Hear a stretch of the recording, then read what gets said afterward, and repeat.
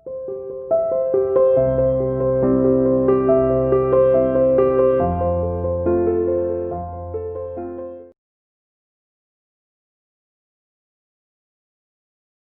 आप सभी का स्वागत। आज हम आपके चैप्टर न्यायपालिका का जो सबसे अंतिम टॉपिक है उसके बारे में बात कर रहे हैं। वो होगा बेटा न्यायपालिका और अधिकार के बारे में बात करेंगे कि न्यायपालिका और अधिकार के बीच में क्या रिलेशन है और कहां तक आपके जो मौलिक अधिकार है, फंडामेंटल राइट्स को हैं, उनको आप उनकी सुरक्षा में, उनके प्रोटेक्शन में what is the contribution of your judiciary. ठीक है ना। इसी के साथ में न्यायपालिका और पार्लियामेंट, आपकी संसद है, उसके आपस में क्या रिलेशन है, ये बात करने वाले। बहुत ही दोनों टॉपिक बहुत ही मोस्ट इम्पोर्टेंट और समझने की जरूरत है। तो सबसे पहले बेटा आप जानते हो you have been provided some fundamental rights, ठीक है ना। और उसी जो आपके आर्टिकल 12 से लेके 35 तक you have been provided fundamental rights. और इन्हीं में जो सबसे अंतिम जो आपको मौलिक अधिकार है वो 32 में, उसके बाद में इतने इंपॉर्टेंट नहीं है। जो आर्टिकल 32 में आपको संवैधानिक उपचारों का अधिकार है, कॉन्स्टिट्यूशनल रेमेडीज का अधिकार है। वो जितने भी आपको अधिकार प्राप्त हुए मौलिक अधिकार, जैसे कि आपको राइट टू इक्वलिटी है, समानता का अधिकार, स्वतंत्रता का अधिकार, धार्मिक स्वतंत्रता का अधिकार, शोषण के विरुद्ध अधिकार, या फिर आपके जो सांस्कृतिक और शिक्षा संबंधी अधिकार है, सबसे अंतिम है। इन अधिकार जितने मैंने अभी तक गिनाए उनकी सुरक्षा कौन करेगा, वो सबसे बड़ी बात। भाई आपको अधिकार तो दे दिए कॉन्स्टिट्यूशन ने, लेकिन अगर इन अधिकारों का वायलेशन कोई करता है तो उस परिस्थितियों में आप कहां जाएंगे, that is the most important thing. तो इन्हीं अधिकारों में आर्टिकल 32 है जो आपको कॉन्स्टिट्यूशनल रेमेडीज की बात करता है, संवैधानिक उपचारों का अधिकार। भाई जितने भी आपने अधिकार गिनाए, अगर इनमें से कोई वायलेशन होता है तो कॉन्स्टिट्यूशन ने कहा है कि it is the responsibility of the supreme court कि वो उनके अधिकारों की रक्षा करेगा। और जब किसी इंडिविजुअल का कोई अधिकार की जो वायलेशन होता है, उसका शोषण होता है या फिर उनका खनन होता है अधिकारों का, तो उस कंडीशन में वो इंडिविजुअल या उसकी तरफ से कोई भी सुप्रीम कोर्ट में जाके अपनी याचिका, अपनी गुहार लगाएगा। एंड एट दैट टाइम देखने के बाद, केस को देखने के पश्चात, जो supreme court will issue the writ किस फॉर्म में इश्यू होगी वो हम थोड़ा सा देख लेते हैं। या तो case depend upon case to case, किस तरह की रिट जो सुप्रीम कोर्ट इश्यू करने वाला या हाई कोर्ट इश्यू कर सकता है। दोनों के पास आपके फंडामेंटल राइट को सुनने के अधिकार है। अब बंदी प्रत्यक्षीकरण की बात है, हेबियस कॉर्पस। अब ये अधिकार, ये जो रिट है सुप्रीम कोर्ट तब जारी करता है बेटा जब अगर किसी को अरेस्ट कर लिया जाता है और बगैर उसको मतलब उसका कारण बगैर बताए हुए अरेस्ट कर लिया जाता है, और साथ ही उसको within 24 hours after arresting the system should, या फिर जो पुलिस है उसको it should be produce before this court, magistrate, district magistrate के सामने पेश करना होता है इंडिविजुअल को जिसको गिरफ्तार किया है। अगर आपने उसको कारण नहीं बताया, भाई किस लिए गिरफ्तार किया गया, अगर आपने विदिन 24 आवर्स जो उसको डिस्ट्रिक्ट मजिस्ट्रेट के सामने पेश नहीं किया, देन यू हैव वायलेटेड इसका आर्टिकल 21। आर्टिकल 21 का वायलेशन हो जाता है। उसकी डिग्निटी, जो लाइफ जीने का जो अधिकार है, उसका आपने वायलेशन कर दिया। और उसका जब आप वायलेशन कर रहे हो तो फिर आपका क्या होगा, ये जो हैबियस कॉर्पस जो है रिट जारी कर सकता है सुप्रीम कोर्ट। और इसका मतलब है कि आप उस जिसने भी उसको अरेस्ट किया, चाहे गवर्नमेंट बॉडी पुलिस हो या फिर ग्रुप ऑफ इंडिविजुअल, उनको बोलेंगे कि भाई इस हैव दी बॉडी, ये जो जिसको आपने गिरफ्तार किया है उसको हमको सौंपिए, ठीक है ना। इसी तरह से परमादेश है, ये अपने मैंडामस बोलते हैं इसको क्या बोलेंगे, हैबियस कॉर्पस इंग्लिश में। परमादेश मतलब मैंडामस। अब परमादेश मतलब एक किस्म का सुप्रीम कोर्ट या उच्च न्यायालय का एक आदेश है, सबसे बड़ा आदेश है, उसमें सरकार को कुछ करने या कुछ ना करने का परिस्थितियों के हिसाब से सरकार को कहा जाता है कि आप इस मामले में काम आगे ना करें या करें, या तो उसको कुछ काम करने के लिए इंस्ट्रक्शन दी जाती है जहां पर सरकार की या कोई पदाधिकारी जिस पद पे बैठा हुआ अपनी रेस्पॉन्सिबिलिटी नहीं निभा रहा है, in that situation he has been asked to perform his duty, और अगर वो अपने ज्यूरिसडिक्शन से बाहर काम कर रहा है तो उसको मना किया जाता है। ठीक है, समझ गए यहाँ पे कि परमादेश क्या है। और इसी के बाद में है प्रतिषेध, प्रोहिबिशन। प्रोहिबिशन मतलब आप उसको मना कर रहे हो, किस बारे में मना कर रहे हो, कौन मना करने वाला है, सर्वोच्च न्यायालय, उच्च न्यायालय मना करने वाले हैं। अपने से जो लोअर कोर्ट है, सुबॉर्डिनेट कोर्ट्स हैं, उनको मना करते कि भाई जो आप this is out of your jurisdiction, इसकी सुनवाई, इस केस की सुनवाई आपके अधिकार क्षेत्र से बाहर है और आप इसमें काम नहीं करेंगे। ठीक है, दोनों में नहीं कर रहे हैं लेकिन आप समझ गए होंगे। और उसके बाद में उत्प्रेषण का है अधिकार, शर्षरी का है। फिर इसी तरह से आप किसी से कोई पोजीशन में बैठा है तो उसको आप उससे अधिकार पूछ रहे हैं कि आपका अधिकार क्या है जिस पोजीशन में बैठे हो। ये सारे के सारे अगर रिट कौन इश्यू करता है, आर्टिकल 32 में जो संवैधानिक उपचारों का अधिकार दिया हुआ है, ये जो है इस तरह की कंडीशन में या तो कोई अपने अधिकारों का ज्यादा इस्तेमाल कर रहा है तो उसके लिए आप परमादेश, भाई आपको ये नहीं करना है, वो आप इशू कर सकते हैं मैंडामेस। या फिर जो सबॉर्डिनेट कोर्ट है उसको उच्चतम न्यायालय प्रतिषेध का दे सकता है, शर्षरी का उनको रिट जारी की जा सकते हैं। इसी तरह से अधिकार परीक्षा की बात करें, ये सारे के सारे आपके प्रोटेक्टेड है अंडर आर्टिकल 32। आपका कॉन्स्टिट्यूशन ये गारंटी देता है कि भाई it is the responsibility of the supreme court. और आपको ये भी बता दूं कि एक संपत्ति का अधिकार भी था, वो आजकल जो आपके फंडामेंटल राइट से निकालकर उसको 300A देकर उसको, जो कि आपका आर्टिकल 31 में संपत्ति का अधिकार था, अब वो 300A जो लीगल राइट्स रह गया है।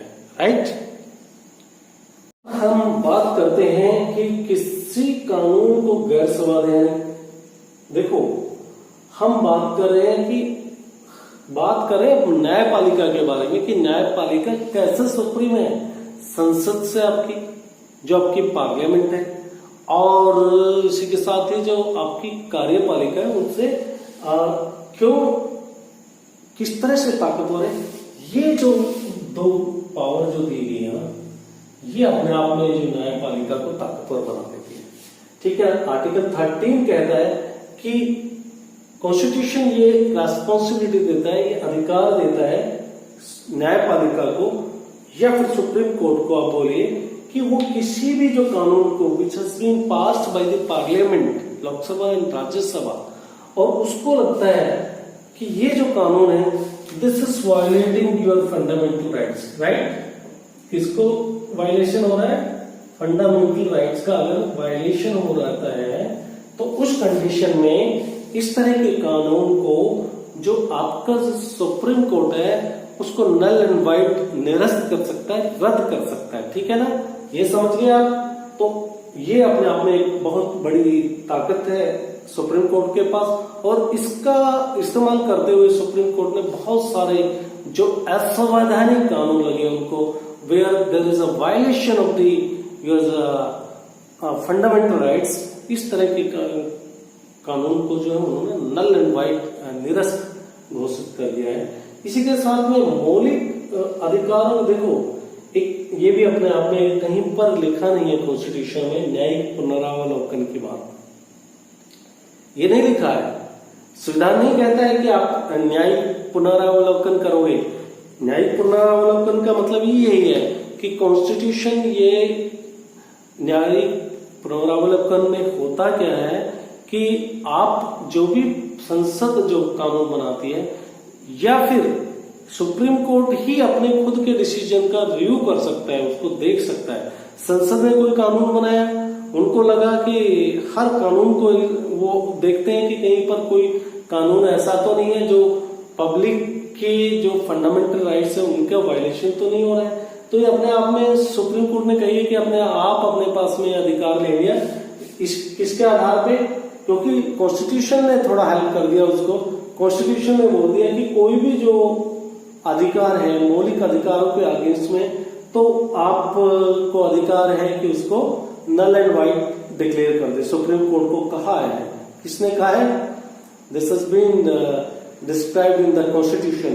तो उन्होंने अपने आप ले लिया कि भाई हम हर एक जो कानून को जो पार्लियामेंट पास करेगी उसको देखेंगे, if there is a violation of the constitution या आपके फंडामेंटल राइट का वायलेशन हो रहा है, या कहीं पर उनको इंटरप्रिटेशन है, व्याख्या करते टाइम लगता है कि जो उनकी नजरों में देयर इज वायलेशन, तो उस कंडीशन में वो जो है ये जो है ताकत उनकी बन गया है जो जुडिशियल रिव्यू की बात करें।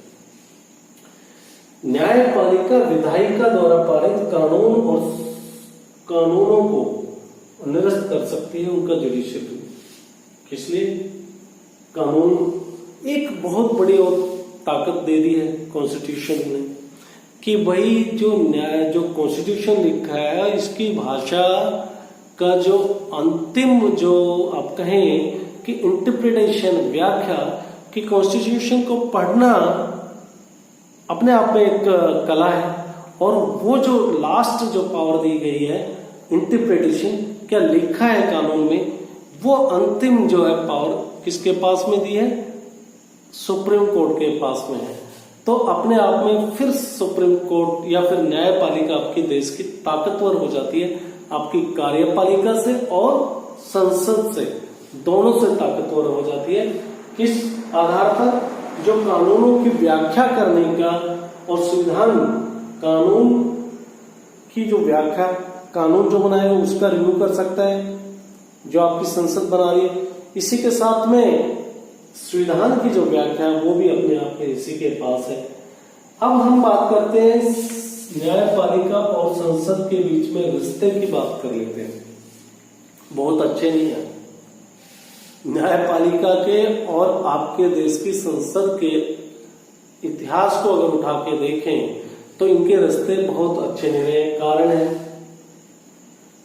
अगर बात करें जो न्यायिक पुनरावलोकन की बात करें तो पहले तक तो कुछ लिमिटेशंस थी, लेकिन कुछ निर्णय राज्यपालों के और राष्ट्रपति के जो देश की सरकार होती है उनके कहने के मुताबिक नॉर्मली जो राज्य सरकार, जो राज्यपाल है वो राष्ट्रपति का रिप्रेजेंटेटिव है, और राष्ट्रपति किसके कहने के मुताबिक चलता है?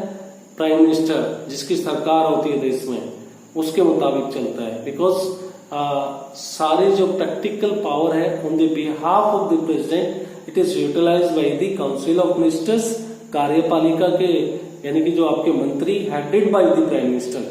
प्राइम मिनिस्टर मतलब प्रधानमंत्री, यानी कि उन जो सारी संविधान के अंदर जितनी भी शक्तियां दी है राष्ट्रपति के पास में, वो सभी का प्रैक्टिकली जो इस्तेमाल है आपके देश में प्रधानमंत्री और उसके मंत्री परिषद करती है, कार्यपालिका करती है। ठीक है, बताना क्यों चाहता था, इसके पीछे एक कारण है कि बेटा जो राष्ट्रपति और राज्यपाल है, कभी इनके द्वारा लिए गए डिसीजंस कोर्ट में स्वीकार नहीं किए जाते थे। इनका निर्णय अंतिम होता था स्टेट के अंदर राज्यपाल का और देश के अंदर राष्ट्रपति का, अगर किसी सरकार को बनाने ना बनाने के से रिलेटेड कोई इश्यूज हो जाते थे। But over the period of time कुछ देश के राष्ट्रपति और गवर्नर्स ने ऐसे डिसीजन लिए कि उसके बाद लगने लगा कि ये अपने आप में इम्पार्शियली जो है एज पर कॉन्स्टिट्यूशन काम नहीं कर रहे हैं। ये सरकार के इशारे पे जो इनकम्बेंट उस तत्कालिक पीरियड में जो सरकार है उसके इशारे के हिसाब से काम कर रहे हैं। Ultimately the court has intervened, court ने इस मामले में दखल दिया। Now this has also been included in the judicial review, न्यायिक पुनरावलोकन के अंदर आ गया है। अब जुडिशियली रिव्यू हो सकती है इनकी जो शक्तियों के बारे में। अब तो आप फाइनली देख भी सकते हो कि अभी जो दिल्ली के राज्यपाल है, लेफ्टिनेंट गवर्नर, रिसेंटली उनका कुछ मुख्यमंत्री के साथ में शक्ति को लेकर जो देश की सरकार को चलाने की रेस्पॉन्सिबिलिटी किसके पास है, वो कुछ आपस में कॉन्फ्लिक्ट चल रहा था। अल्टीमेटली जो case has gone to the supreme court और वहां से जो है इनके फेवर में, जो सरकार के फेवर में, मुख्यमंत्री के फेवर में डिसीजन आया। तो अपने आप में धीरे धीरे जो जुडिशियल रिव्यू आप कहिए या फिर न्यायपालिका की बढ़ती हुई ताकत कहिए, इस वजह से बहुत सारे केसेस मतलब जो राज्यपाल और राष्ट्रपति की जो पद की जो गरिमा है वो धीरे धीरे कम होती जा रही है, उनकी शक्तियां कम होती जा रही है। ठीक है, कार्यपालिका और की संस्थाओं को निर्देश, देखो एग्जीक्यूटिव संसद का काम देश के लिए कानून बनाना और कानून को लागू करना, this the responsibility of the executives, आपके परमानेंट और या फिर आपके ये पॉलिटिकल एग्जीक्यूटिव जो सरकार के अंदर है, सत्ता में मंत्री और प्रधानमंत्री है, इनकी देश के अंदर एग्जीक्यूटिव्स की responsibility. But it has been observed in the past, ऐसा प्रीवियसली देखा गया है कि ये अपना काम कहीं मतलब एक ट्रांसपेरेंट मैनर में नहीं करते हैं और कहीं ना कहीं इनका पर्सनल इंटरेस्ट सामने आ जाता है। चाहे आप बात करो पेट्रोल पंप का जो आवंटन से रिलेटेड एक केस आया था, या फिर कोई हाउसिंग सोसाइटी में इस तरह के होते हैं कि जो फ्लैट के आवंटन से रिलेटेड कोई सरकार है उसमें कोई घोटाला कर देते हैं, पेट्रोल पंप के आवंटन मतलब डिस्ट्रीब्यूशन, उसमें घोटाले हो जाते हैं। या फिर आपने बहुत सारे घोटालों के नाम सुने होंगे, even prime minister Narasimha Rao, वो उनके ऊपर भी एक हवाला केस के चार्जेस लगे थे। तो अपने आप में इस तरह की घटनाओं ने सुप्रीम कोर्ट को और ताकतवर किया है और बहुत सारे केसेस में सुप्रीम कोर्ट ने जुडिशियल एक्टिविज्म का सहारा लेकर इस तरह की जो पब्लिक इंटरेस्ट लिटिगेशन जो सुप्रीम कोर्ट में गई है उनका सहारा लेकर सुप्रीम कोर्ट ताकतवर हुआ है और सुप्रीम कोर्ट ने इस तरह की केसेस को सीबीआई को आके डांट फटकार लगाई है, सीबीआई को बुलाकर, और इनके राजनीतिक जो कार्यपालिका है आपकी, उनके अगेंस्ट में इंक्वायरी बैठा दी गई है, यानी कि मंत्रियों के अगेंस्ट में इंक्वायरी होती। कई बार आपके मिनिस्टर्स हैं, चाहे आप 4G स्कैम 2G स्कैम की बात करें, ऐसे हैं जो लोग मंत्री परिषद के सदस्य रहते हुए उनको जेल जाना पड़ा। तो अपने आप में सुप्रीम कोर्ट की जुडिशियल एक्टिविज्म के बारे में बात कर सकते हो। संसद कानून निर्माण, कार्यपालिका लागू करना, न्यायपालिका विवादों को सुलझाना, ये तो आप बात कर ही चुके हैं कि संसद का कार्य क्या है, कानून का निर्माण, कार्यपालिका का काम है कानून को लागू करना, और न्यायपालिका जो है विवादों को सुलझाती है। लेकिन बहुत ऐसे इंसिडेंट्स आए, प्रेसिडेंट आए कहें आप कि मतलब बीते हुए समय में ऐसे क्षण आए तब संसद और न्यायपालिका के बीच में जो रिलेशंस है बहुत कोर्डियल रिलेशन नहीं रहे।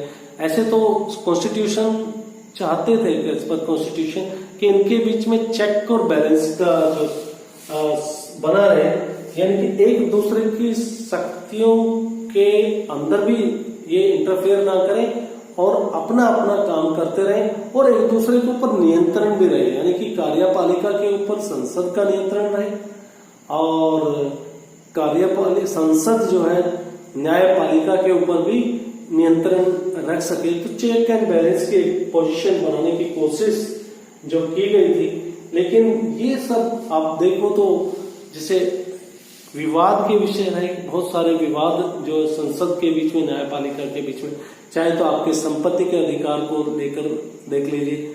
फाइनली स्टार्टिंग में हुआ क्या कि जो आपके फंडामेंटल राइट के अंदर है, संपत्ति का अधिकार था, पहले आर्टिकल 31 के अंदर दिया गया था, और ये जो इस अधिकार के अगेंस्ट में जो यूनियन गवर्नमेंट कोर्ट गई और उन्होंने कहा कि भाई इसको फंडामेंटल राइट से निकाल दीजिए और इसको हम डायरेक्टिव प्रिंसिपल्स में डाल देते हैं। और लेकिन सुप्रीम कोर्ट माना नहीं, दैट इज नॉट आपके जो आप डायरेक्टली नहीं कर सकते उसको इनडायरेक्टली भी नहीं कर सकते। ये फंडामेंटल राइट्स है और कॉन्स्टिट्यूशन में फंडामेंटल राइट्स को बचाने का अधिकार हमको दिया गया है। ठीक है, ऐसे अल्टीमेटली हुआ क्या, सुप्रीम कोर्ट उस परिस्थितियों में तो उस टाइम जो फंडामेंटल राइट है उस जो बना के रख सका, लोगों के अधिकार जो संपत्ति का अधिकार है उसको बचा पाए। लेकिन 1967 से 73 के बीच का दौर है, 1967 से लेकर और 1973 का जो ड्यूरेशन है, इस पीरियड में जो रिलेशंस हैं संसद और न्यायपालिका के बीच में अपने आप में काफी एक चरम सीमा पे पहुंच चुके थे, बिगड़ने की तरफ, मतलब रिलेशन बहुत अच्छे नहीं थे। और इसी पीरियड में जो ऐसा पीरियड भी आया कि 1973 के अंदर जो पहले सुप्रीम कोर्ट ने संपत्ति के अधिकार को फंडामेंटल राइट कहा था कि भाई इसको हम चेंज नहीं कर सकते, अल्टीमेटली उन्होंने अपने ही निर्णय को चेंज करके उन्होंने एक नई परिस्थितियां, एक नए शब्द का इस्तेमाल किया जिसको संविधान का मूल ढांचा के नाम से बोला जाता है। ठीक है ना, बेसिक स्ट्रक्चर डॉक्ट्राइन के नाम से बोलते हैं।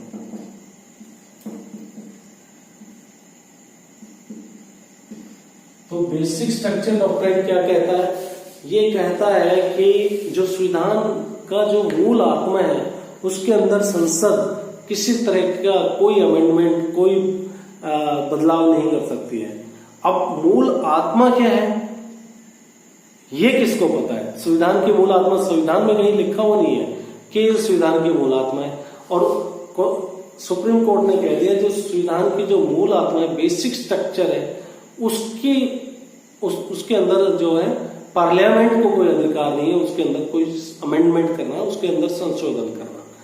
अब सुप्रीम कोर्ट ने अपने डिसीजन में कह दिया 1973 में कि संविधान की मूल आत्मा वो होगी जो हम बताएंगे, तो अपने आप में फिर एक बार सुप्रीम कोर्ट और ताकतवर होकर निकला। ठीक है ना, यानी कि अब फिर उन्होंने इसका कि बेसिक स्ट्रक्चर डॉक्ट्राइन क्या है, मूल आत्मा क्या है, उन्होंने कहा कि नहीं, संपत्ति का जो अधिकार है ये मूल आत्मा में नहीं है। पहले तो इसको उन्होंने डिफेंड किया, ठीक है ना, लेकिन केशवानंद भारती केस में जो 1973 का है उसके अंदर इसको उन्होंने बोला कि ये तो संविधान की मूल आत्मा में नहीं है और इसमें हम चेंजेस कर सकते हैं। और इसका मतलब ये हुआ कि हम बार बार कहते रहते कि फंडामेंटल राइट्स में कोई चेंजेस नहीं हो सकता, ऐसा नहीं है। जब संपत्ति का अधिकार आपका चेंज किया जा सकता है तो फिर आपके किसी भी अधिकार को परिस्थितियों के हिसाब से चेंज होने की संभावनाएं बनी रहती है। तो अल्टीमेटली क्या हुआ, केशवानंद भारती केस के अंदर बेसिक स्ट्रक्चर एक नई चीज बन के आई। आप ध्यान रखेंगे, बहुत बार डिस्कशन होगा इसके बारे में। जितना आप आगे जाओगे पॉलिटिकल साइंस को जितना आगे पढ़ोगे उतना ही डीप में आपको बेसिक स्ट्रक्चर डॉक्ट्राइन पढ़ना पड़ेगा, ये आप ध्यान रख लीजिए। तो केशवानंद भारती केस में ये तैयार किया गया बेसिक स्ट्रक्चर डॉक्ट्राइन, और उसके आधार पर क्या कहा गया, भाई संविधान का ढांचा है उसमें कोई चेंजेस नहीं हो सकती, और उसमें उसकी इंटरप्रिटेशन संविधान का ढांचा क्या है वो सुप्रीम कोर्ट बताएगा। अल्टीमेटली हुआ क्या कि सुप्रीम कोर्ट के पास में बहुत सारी पावर आ गई। तो इस तरह से आप कह सकते हो कि जो हमने जो अभी देखा न्यायपालिका और अधिकार को किस तरह से आपके अधिकारों की रक्षा करती है और संसद और न्यायपालिका के बीच में किस तरह के रिलेशन है, आप अच्छे से समझ पाए होंगे। मुझे आशा है, आशा ही नहीं पूरा भरोसा है, बहुत अच्छे से समझ पाए होंगे। आज का ये टॉपिक यहीं पर समाप्त करते हैं, फिर नए टॉपिक के साथ मुलाकात होगी। तब तक के लिए goodbye, stay home stay